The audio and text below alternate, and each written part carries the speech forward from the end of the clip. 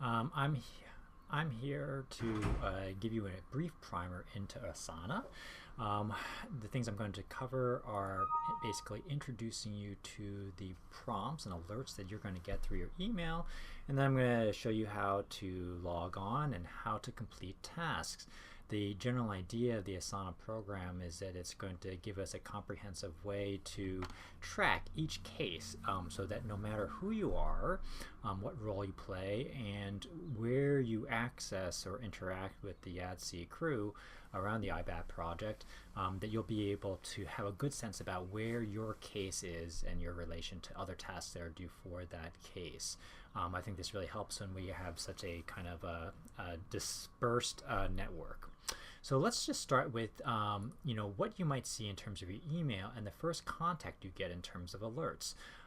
If you had to sign up for an Asana account, which I asked you to do, you will essentially receive alerts about when you are given an assignment. I will also give you an overview on basically whose responsibility it is to do what. But I'll save that for another Asana, another video training clip, so that these serve different purposes. These are once you have actually there's one for assigning tasks and one for just responding to tasks. So this is just for responding to tasks.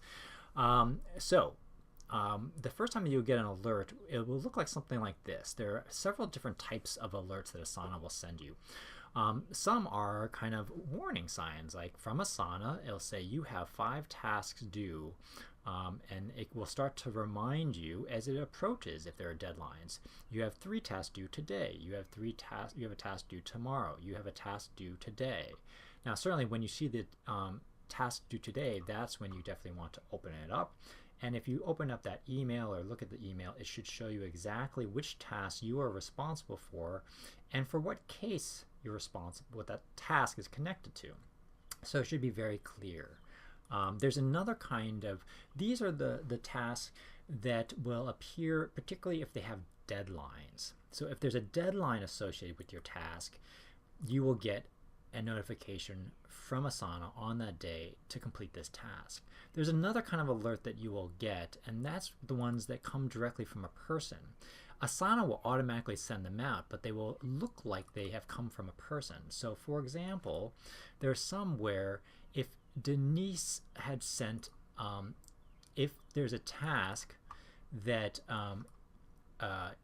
was completed that your task is dependent on, that is, we create some dependencies where task 2 is dependent on the completion of task 1. In those cases, as soon as task 1 is completed, Asana will tell you that your task is up and ready to complete. So this is a case, this is an example of where that happened, where Denise completed the task that preceded my task, and as soon as she completed it, Asana doesn't wait till the end of the day. It sends it directly at the time that Denise completed it, and it says, assigned to you, time 1A supervision, i.e. task 2 is now due. And you'll notice that this comes directly from that person. So that's a neat way to kind of contrast the 2 different kinds of alerts that you'll get. Those where the person that you've been waiting for has completed the task, and so now it's your turn, and those that are due for a deadline. Great.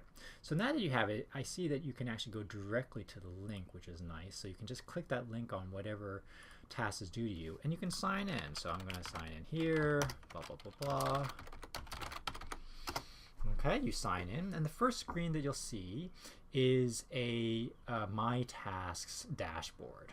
Okay, so in here, this will tell you everything that you need to know, especially if you organize it in a certain way. So the first thing I'll ask you to do is to go to this screen, hit this options bar, change view, and change it to sort by project. If you sort it by project, you'll have this nice layout of all your tasks divided by project. Okay, and so this will keep it in a very obvious kind of organizational structure. So this will tell me exactly what I need to know, that for case 1, I have to follow this task has been assigned to me. So approve narrative report and convert to PDF.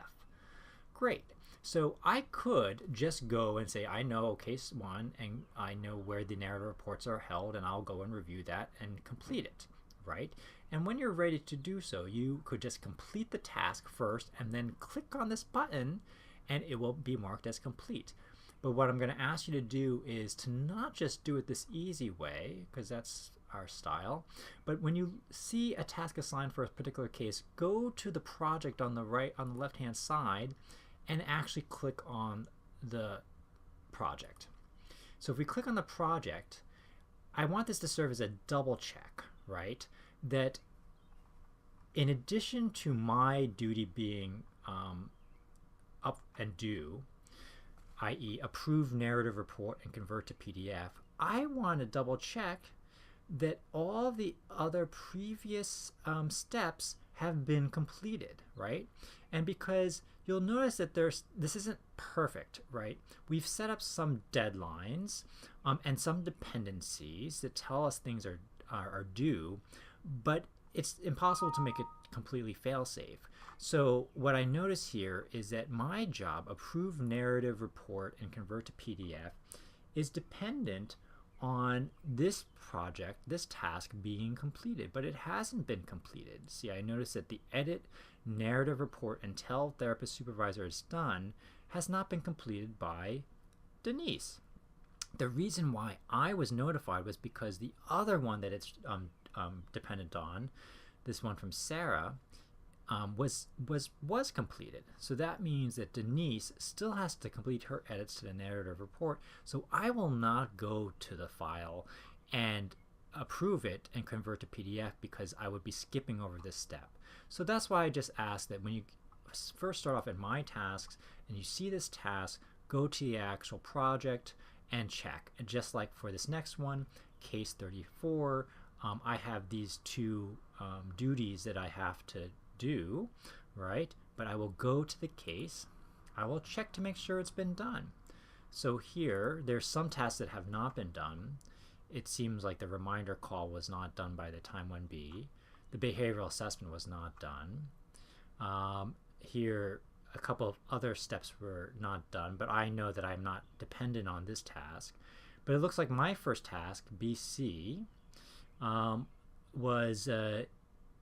is ready to be done, and that everything else that's critical on it has been done. So I will now go back and complete my task. When I've completed that task, I will check this box and it will give me a nice scene. So if I check this box off now, I'll get some nice graphic, a unicorn flying, right? But I will uncheck this now and make sure that it reminds me to do that. You'll notice that if you're looking for assignments, this is pretty obvious, but that it tells you exactly who's responsible for each task. You can roll your cursor over it and it highlights who is supposed to be. These are all these team members as well. So I think that's a basic kind of operations of Asana. And once you do that, it'll keep things moving along. Once you've completed your task, it will send a message to the next person that your task is completed and that they're up for their next step. Okay, so keep an eye out for alerts from Asana, and to go ahead and log on and then do your task and then come check it off. In the next video tutorial, what I'll do is actually go through each of these steps and remind people what the responsibilities are for each person so that they know where to go through it. So that will take a little bit longer, but this is just a really brief tutorial.